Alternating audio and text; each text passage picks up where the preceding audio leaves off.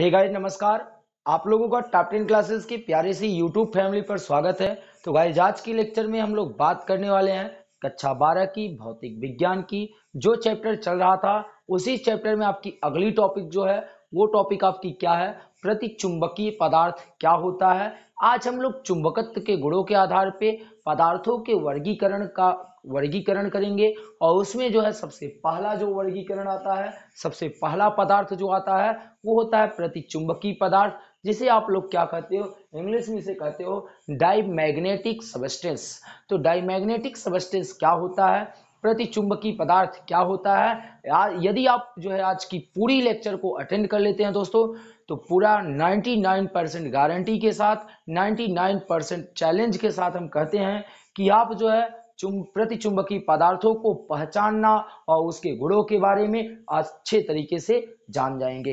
Lecture को start करने से पहले, आज की लेक्चर को स्टार्ट करने से पहले यदि आप चैनल पर नए होंगे तो चैनल को सब्सक्राइब जरूर कीजिएगा और चैनल को सब्सक्राइब जरूर कीजिएगा। वीडियो पसंद आती है तो वीडियो को लाइक कीजिएगा और दोस्तों के साथ वीडियो को शेयर जरूर कीजिएगा।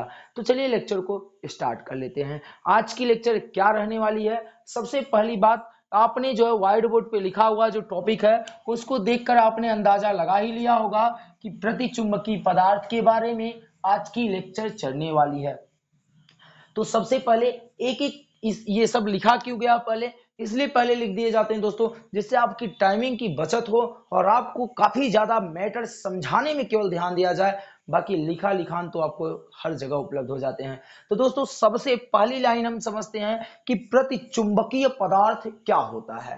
प्रतिचुंबकीय पदार्थ क्या होता है, ऐसे पदार्थ, वे पदार्थ जिनको अगर हम चुंबकीय क्षेत्र में रखते हैं, जिनको हम चुंबकीय क्षेत्र में रखते हैं, तो ये जो प्रतिचुंबकीय पदार्थ होते हैं यह चुंबकीय क्षेत्र के विपरीत दिशा में चुंबकित हो जाते हैं। ऐसे पदार्थों को हम लोग प्रतिचुंबकीय पदार्थ कहते हैं। यदि आपको जो थोड़ा सा इसको चलते हैं इधर की तरफ समझने का प्रयास करते हैं कि प्रतिचुंबकीय पदार्थ क्या होता है, तो ध्यान से समझिएगा दोस्तों। यदि आपने एक चुंबक ले लिया, एक छोटा सा नन्हा सा मुन्ना सा एक चुंबक ले लिए, अब आपको पता होगा कि चुंबक में दो ध्रुव होते हैं। इनसे जो निकलने वाली चुंबकीय बल रेखाएं होती हैं वो उत्तरी ध्रुव से निकलकर दक्षिणी ध्रुव पे क्या हो जाती हैं, समाप्त हो जाती हैं। क्या हो जाती हैं, समाप्त हो जाती हैं। उत्तरी ध्रुव से निकलकर दक्षिणी ध्रुव में क्या हो जाती है, समाप्त हो जाती है। तो जो चुंबकीय क्षेत्र की दिशा होती है वो उत्तर दिशा से लेके दक्षिण दिशा की तरफ होती है। जो चुंबकीय क्षेत्र की दिशा होती है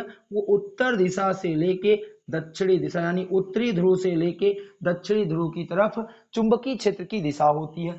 अब ध्यान से समझना कि जब हम किसी भी प्रतिचुंबकीय पदार्थ को लेके जाएंगे, जब हम किसी प्रतिचुंबकीय पदार्थ को लेके जाएंगे, जब किसी प्रतिचुंबकीय पदार्थ को चुंबकीय क्षेत्र में रखेंगे, तो यह जो प्रतिचुंबकीय पदार्थ होता है यह जो चुंबकीय क्षेत्र के विपरीत दिशा में, चुंबकीय क्षेत्र की दिशा इधर है, ये चुंबकीय क्षेत्र के विपरीत दिशा में चुंबकित हो जाता है, अर्थात आकर्षित कर लिया जाता है। तो ऐसे पदार्थ को प्रतिचुंबकीय पदार्थ कहते हैं। तो इसका जैसे आपके मन में तुरंत प्रश्न उठ रहा होगा कि सर जी ऐसे पदार्थ कौन कौन से होते हैं, तो एज एक एग्जांपल हम यहाँ चर्चा करते हैं। बहुत सारे पदार्थ हैं, अभी आपको आगे देखने को मिलेंगे कौन कौन से पदार्थ हैं, पर हम यहाँ केवल एक पदार्थ का नाम लेते हैं, सोना। एक पदार्थ होता है जिसका नाम क्या होता है, सोना, जिसे आप लोग जो है बहुत प्रचलित नाम से जानते हैं, GOLD। काफी महंगी धातु होती है, काफी महंगी पदार्थ होता है। ध्यान से समझना, जब सोने को हम लोग जो है किसी चुंबकीय क्षेत्र में लेके जाते हैं, जब हम किसी सोने को चुंबकीय क्षेत्र में लेके जाते हैं, जैसे मैंने क्या कहा, जब किसी सोने के पदार्थ को चुंबक के पास लेके जाएंगे, जैसे आपको पता होना चाहिए कि गाइस हम मान लेते हैं कि इतनी देर तक हमको ये नहीं पता है कि सोना प्रतिचुंबकीय पदार्थ है, इतनी देर तक हमको ये नहीं पता है, मान लेते हैं थोड़ी देर के लिए कि सोना आपका प्रतिचुंबकीय पदार्थ नहीं है। जब हम सोने को चुंबक के पास लेके जाएंगे तो जो चुंबकीय क्षेत्र की दिशा होती है वो उत्तरी ध्रुव से दक्षिणी ध्रुव की तरफ होती है, उत्तरी ध्रुव से दक्षिणी ध्रुव की तरफ होती है। तो ये जो सोना होता है चुंबकीय क्षेत्र के विपरीत दिशा में आकर्षित कर लिए जाते हैं, अर्थात या तो आकर्षित करने का मतलब वहां खींचेगा नहीं, ये जो चुंबक होगा इसको चुंबकीय क्षेत्र के विपरीत दिशा में, अर्थात यदि चुंबकीय क्षेत्र की दिशा इधर की तरफ है तो यह विपरीत दिशा में क्या कर दिए जाएंगे, चुंबकित कर दिए जाएंगे। ऐसे पदार्थ को प्रतिचुंबकीय पदार्थ कहते हैं। चलिए, तो यही लिखा गया होगा, वे पदार्थ जो बाह्य चुंबकीय क्षेत्र में रखने पर चुंबकीय क्षेत्र के विपरीत दिशा में क्षीण रूप का मतलब होता है थोड़ा बहुत नाम मात्र का चुंबकित हो जाते हैं, वो क्या कहलाते हैं, प्रतिचुंबकीय पदार्थ कहलाते हैं। अब मुद्दा उठती है, यदि आपको ये परिभाषा थोड़ी सी कठिन लगती है बताने में, तो आइए जो है टॉप 10 क्लासेस का एक छोटा सा जो डिफिनीशन है, एक छोटा सा हथियार और बड़े काम का वो हथियार है, उसको हम समझते हैं। चलिए इसको मार देते हैं गोली, इसको भेज दो भाई, जाओ आप हट जाओ यहाँ से। अब हम दूसरी डिफिनीशन सीखने वाले हैं। वो कौन सी डिफिनीशन है देखो। चलो, अब एक तरफ बात हो गई प्रतिचुंबकीय पदार्थ की, किसकी बात हो गई, प्रतिचुंबकीय पदार्थ। एक मिनट, जैसे मैंने क्या कह दिया कि आपने जो है एक ऐसा पदार्थ लिया कि जिसका कोई नाम गांव नहीं पता था। एक ऐसा पदार्थ ले लिए जिसका न तो नाम पता है, न तो गांव पता है, न तो कुछ पता है, बस इनका मुझे नाम पता करना है कि कौन से पदार्थ हैं। पदार्थ तो है, कौन से पदार्थ है, चलो पता करते हैं। अब इसको जब हम किसी चुंबक के पास लेके जाएंगे, जब हम किसी चुंबक के पास लेके जाएंगे, चलो लेके जाते हैं। जब किसी ऐसे पदार्थ जिनको हम चुंबक के पास लेके जाते हैं और यह चुंबक के द्वारा थोड़ा सा हल्का सा आकर्षित कर लिया जाए, हल्का सा चुंबकित कर लिया जाए, तो यह पदार्थ प्रतिचुंबकीय पदार्थ कहलाता है। नोट करने वाली बातें हैं, ये डिफिनीशन यहां पर नहीं नोट की गई है, ये डिफिनीशन आपको यहां पर नोट करना, ध्यान से समझिएगा। ऐसे पदार्थ जिनको चुंबक के पास ले जाने पर, ऐसे पदार्थ, ऐसे सबस्टेंस जिनको चुंबक के पास जब हम ले जाते हैं तो वो चुंबक थोड़ा सा उसे अपनी ओर क्या कर लेता है, खींच लेता है, आकर्षित कर लेता है। ऐसे पदार्थ को प्रतिचुंबकीय पदार्थ कहते हैं, डाईमैग्नेटिक सबस्टेंस कहते हैं। क्या इतनी बातें आपको समझ में आई? यदि ये प्रतिचुंबकीय पदार्थ है, मान लेते हैं मार्कर प्रतिचुंबकीय पदार्थ है, और एज ये जो मोबाइल है ये चुंबक मान लेते हैं। जब इस प्रतिचुंबकीय पदार्थ को इस चुंबक के पास लेके जाओगे तो ये चुंबक इस पदार्थ को हल्का सा यानी थोड़ा सा अपनी तरफ चुंबकित करने का प्रयास करता है। ऐसे पदार्थ को प्रतिचुंबकीय पदार्थ कहते हैं। उम्मीद करते होंगे कि अब आप प्रतिचुंबकीय पदार्थ नहीं भूलने वाले हो, कभी नहीं भूलोगे दोस्तों। अब हम बातें करते हैं इनकी प्रॉपर्टी के बारे में, इनके गुण के बारे में। तो थोड़ा सा मार्कर चेंज कर लेते हैं भाई साहब, वो मार्कर धोखा दे रहा था। चलो आगे ध्यान से देखना। अब क्या होती है, जिस गुण के कारण ये जो पदार्थ चुंबकित होते हैं, जिस गुण के कारण ये जो पदार्थ चुंबक के पास जाके चुंबकित हो जाते हैं, उस गुण को क्या कहते हैं, प्रतिचुंबकत्व कहते हैं।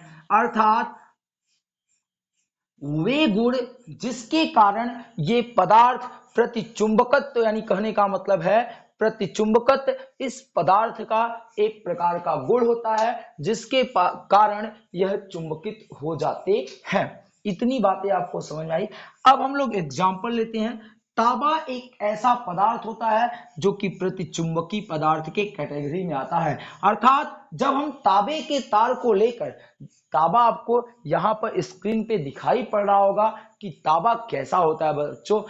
तांबा एक ऐसी धातु होती है, एक ऐसा पदार्थ होता है कि जब हम इसको किसी चुंबक के पास लेके जाएंगे तो ये चुंबक उसको हल्का सा आकर्षित करेगा, बहुत थोड़ा सा खींचेगा। तो तांबा एक प्रतिचुंबकीय पदार्थ है, इसलिए चुंबक इसको बहुत हल्का सा आकर्षित कर रहा है। तांबा के बाद आपको सोना, वो भी आपको स्क्रीन पे दिखाई पड़ रहा होगा, ये भी एक ऐसा पदार्थ होता है जिसको वह जो है अपनी ओर क्या करता है, थोड़ा सा हल्का सा आकर्षित करता है। इसी में चांदी आता है, नमक आता है, नमक तो आप लोग उपयोग में लाते होंगे, जल आता है, हाइड्रोजन आता है, हीरा आता है, जस्ता आता है। इतने सभी पदार्थ जो होते हैं प्रतिचुंबकीय पदार्थ होते हैं। अब हम आगे बात करते हैं, इनकी अगली बातें क्या करते हैं, क्या कह रहा है कि जब इन पदार्थों को असमान चुंबकीय क्षेत्र में रखते हैं, जब हम प्रतिचुंबकीय पदार्थों को ऐसे चुंबकीय क्षेत्र में रखें जहां पर चुंबकीय क्षेत्र का मान कम और ज्यादा हो, अर्थात असमान हो। ध्यान से समझना दोस्तों, ध्यान से। जब हम किसी भी, पहले एक मिनट, असमान चुंबकीय क्षेत्र, ध्यान से। अब ये क्या बोल रहा है कि जब किसी चुंबकीय पदार्थ को, जब किसी प्रतिचुंबकीय पदार्थ को असमान चुंबकीय क्षेत्र में रखा जाता है तो वो पदार्थ कम तीव्रता वाले की भाग की ओर आकर्षित हो जाते हैं। आपको ये लाइन जरूर नहीं समझ में आ रही होगी, एक बार पुनः आप पढ़िएगा। कह रहा है कि ऐसा क्षेत्र जहां पर चुंबकीय क्षेत्र का मान समान न हो, अर्थात असमान चुंबकीय क्षेत्र हो। तो एक बात कहें, असमान चुंबकीय क्षेत्र में जब हम प्रतिचुंबकीय पदार्थ को रख देंगे, असमान चुंबकीय क्षेत्र में, ये असमान चुंबकीय क्षेत्र है, जब हम इसके अंदर किसी भी प्रतिचुंबकीय पदार्थ को रख देंगे तो जहां पर चुंबकीय क्षेत्र का मान कम रहेगा, जहां पर चुंबकीय क्षेत्र का मान कम रहेगा, वह यह पदार्थ उधर की तरफ आकर्षित हो जाएगा। क्या इतनी बातें आपको समझ में आई? फिर से एक बार चलते हैं। जैसे मैंने क्या कहा, इस लाइन को फिर से समझते हैं। असमान चुंबकीय क्षेत्र मतलब चुंबकीय क्षेत्र का मान समान नहीं है। यदि हम ऐसे जगह प्रतिचुंबकीय पदार्थ को लेके जाएंगे तो जहां चुंबकीय पदार्थ का, जहां पर चुंबकीय क्षेत्र का मान कम रहेगा, उधर ही प्रतिचुंबकीय पदार्थ आकर्षित हो जाते हैं। आइए इसका एक छोटे से चित्र के माध्यम से इसको समझने का प्रयास करते हैं। अब इसको हम एक चित्र के माध्यम से समझते हैं। भाई एक चुंबक ले लेते हैं, चुंबक का एक ध्रुव N हो गया, फिर उसके बाद एक चुंबक और ले लेते हैं, इस चुंबक का ध्रुव क्या हो गया, S हो गया, इधर N हो गया, और इस चुंबक का अगला ध्रुव S हो गया। अब इस चुंबक के दोनों ध्रुवों के बीच एक कांच का प्याली रख देते हैं। इस चुंबक के दोनों ध्रुवों के बीच एक कांच का प्याली रख देते हैं और इस कांच के अंदर, इस कांच के प्याली के अंदर प्रतिचुंबकीय पदार्थ का घोल रख देते हैं। क्या इतनी बातें आपको समझ में आ रही है?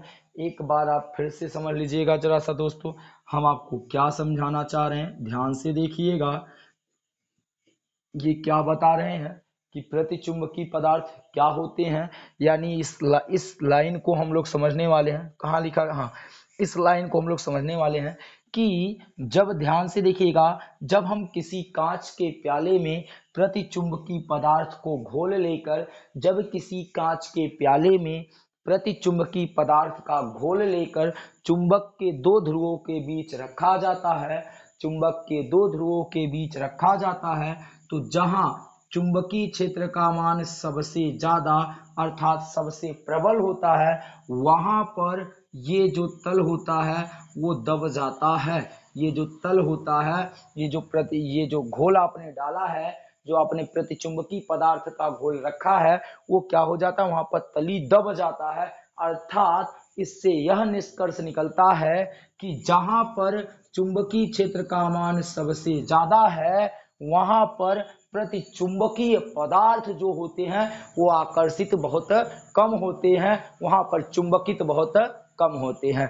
एक बार फिर से समझिएगा, जब हम कांच की प्याली में प्रतिचुंबकीय पदार्थ के घोल को लेकर दो चुंबक के ध्रुवों के बीच रखते हैं, तो हम देखते हैं कि चुंबक के ध्रुवों के मध्य, चुंबक के दोनों ध्रुवों के मध्य ये जो प्रतिचुंबकीय पदार्थ के जो घोल होता है, घोल का जो तल होता है, वहां पर दबा रहता है। क्यों दबा रहता है? इससे यह निष्कर्ष मिलता है, इससे यह निष्कर्ष प्राप्त होता है कि इसकी यहाँ चुंबकीय क्षेत्र सबसे ज्यादा है, यहाँ चुंबकीय क्षेत्र का मान सबसे प्रबल है। और हमको पता है कि जहां पर चुंबकीय क्षेत्र का मान कम होता है, प्रति चुंबकीय पदार्थ उस दिशा में उस तरफ आकर्षित हो जाते हैं। इसलिए यहाँ पर चुंबकीय क्षेत्र का मान ज्यादा होने के कारण यहाँ प्रति चुंबकीय पदार्थ बहुत कम आकर्षित होते हैं। क्या आपको ये बातें समझ में आई? आइए एक अगला एक्सपेरिमेंट करते हैं। अब ध्रुवों के बीच की दूरी क्या कर देते हैं, बढ़ा देते हैं। अब दोनों ध्रुवों के बीच की दूरी क्या कर देते हैं, बढ़ा देते हैं। ध्यान से समझिएगा, अब दोनों ध्रुवों के बीच की जब दूरी बढ़ा देते हैं तो जो ये प्रतिचुंबकीय पदार्थ होते हैं, ध्यान से समझिएगा, अब हम लोगों ने क्या किया है, ध्रुवों के बीच की दूरी क्या कर दिए हैं, बढ़ा दिए हैं। ध्यान से समझिएगा दोस्तों, अब हम लोगों ने क्या किया है, ध्यान से, इस बार हमने क्या किया कि दोनों ध्रुवों के बीच की दूरी को बढ़ा दिया। अब प्रतिचुंबकीय पदार्थ के घोल को लेकर ध्रुवों के बीच रखा गया तो इस बार अजीब सा हरकत देखने को मिला। अर्थात यानी कहने का मतलब है, ध्यान से समझिएगा दोस्तों, अब आपकी जो डायग्राम बनने वाली है वो कुछ इस प्रकार बनने वाला है। ध्यान से देखो, इसका जस्ट अपोजिट वहां पर हुआ है। क्या हो रहा है, जब किसी प्रतिचुंबकीय पदार्थ के घोल को चुंबकीय ध्रुवों के बीच रखा जाता है तो चुंबक के ध्रुवों के बीच में वह कम आकर्षित होता है, क्योंकि वहां चुंबकीय क्षेत्र का मान सबसे ज्यादा होता है। पर वही जब ध्रुवों के बीच की दूरी बढ़ा देते हैं, जब ध्रुवों के बीच की दूरी बढ़ा देते हैं तो यहाँ चुंबकीय क्षेत्र का मान कम हो जाता है, जिसके कारण प्रतिचुंबकीय पदार्थ यहाँ पर सबसे ज्यादा आकर्षित होते हैं। इस प्रकार आप इस लाइन को आप समझ सकते हो कि जब किसी प्रतिचुंबकीय पदार्थ को असमान चुंबकीय क्षेत्र में रख देते हैं तो वहां चुंबकीय तीव्रता, जो चुंबक आकर्षित करने की क्षमता होती है, वहां सबसे क्या हो जाती है, उसी तरफ आकर्षित होती है जहां पर सबसे कम होती है। अब दोस्तों हम अगली लाइन की बात करने वाले हैं। अगली लाइन क्या कह रहा है, आइए इसको भी समझते हैं। इसका एक स्क्रीनशॉट आप ले सकते हो, फिर इसको हम मूव करने वाले हैं, इसको हटाने वाले। तो दोस्तों अब हम अगली लाइन को समझने के लिए एक छोटा सा नन्हा सा मुन्ना सा चित्र बनाते हैं आपको समझाने के लिए। चलिए ध्यान से समझिएगा, ये कोई चुंबक का क्या हो गया, ध्यान से, थोड़ा सा चुंबक टेढ़ा मेढ़ा बन जाता है तो देखिएगा, ये चुंबक का क्या हो गया, दो ठो ध्रुव हो गया, ये एक हो गया N, ये हो गया एक S। फिर उसके बाद एक और दो चुंबक ले लेते हैं, इस चुंबक का भी एक ध्रुव N हो गया, एक ध्रुव क्या हो गया, S हो गया। जब ये कोई एक प्रतिचुंबकीय पदार्थ ले लेते हैं, देखिएगा ये कोई क्या है, प्रतिचुंबकीय पदार्थ है, ये कोई क्या है, प्रतिचुंबकीय पदार्थ। अब कहानी स्टार्ट होती है, ध्यान से समझना दोस्तों। जब किसी प्रतिचुंबकीय पदार्थ को चुंबक के दो ध्रुवों के बीच स्वतंत्रता पूर्वक लटकाई जाती है, जब किसी प्रतिचुंबकीय पदार्थ को चुंबक के दो ध्रुवों के बीच स्वतंत्रता पूर्वक लटकाई जाती है तो ये जो पदार्थ होते हैं वह चुंबकीय क्षेत्र के क्या हो जाती हैं, ध्यान से समझिएगा, क्या हो जाती हैं, लंबवत हो जाती हैं। ध्यान से समझना, हमने क्या कहा कि जब किसी प्रतिचुंबकीय पदार्थ को चुंबक के दो ध्रुवों के बीच लटकाया जाता है तो ये प्रतिचुंबकीय पदार्थ चुंबकीय क्षेत्र के लंबवत हो जाती है। अर्थात कहने का मतलब है कि जब किसी प्रतिचुंबकीय पदार्थ को दो चुंबक के ध्रुवों के बीच रखा जाएगा तो प्रतिचुंबकीय पदार्थ चुंबकीय क्षेत्र के हमेशा लंबवत होते हैं। तो ये आपकी अगली जो टॉपिक थी ये थी। अब क्या कह रहा है, इसको समझने के लिए भी हम लोग एक अच्छा सा डायग्राम बनाते हैं। चलिए ध्यान से समझिएगा, हम लोग सबसे पहले क्या करा, यदि एक यू नली में, तो एक यू नली हम लोग बना लेते हैं। चलिए ये एक यू नली हो गया, यू नली का एक बर्तन बन गया, ध्यान से समझिएगा, ये यू नली का एक क्या हो गया, बर्तन हो गया। अब वो बोल क्या रहा है, यदि यू नली में प्रतिचुंबकीय पदार्थ का घोल भर दिया जाए। तो चलिए देखते हैं दोस्तों, जब हम लोग यू नली में प्रतिचुंबकीय पदार्थ का घोल भर देंगे, ध्यान से समझिएगा, जब हम लोग यू नली में प्रतिचुंबकीय पदार्थ का घोल भर देते हैं, ये क्या है, प्रतिचुंबकीय पदार्थ का घोल क्या कर दिया गया, भर दिया गया।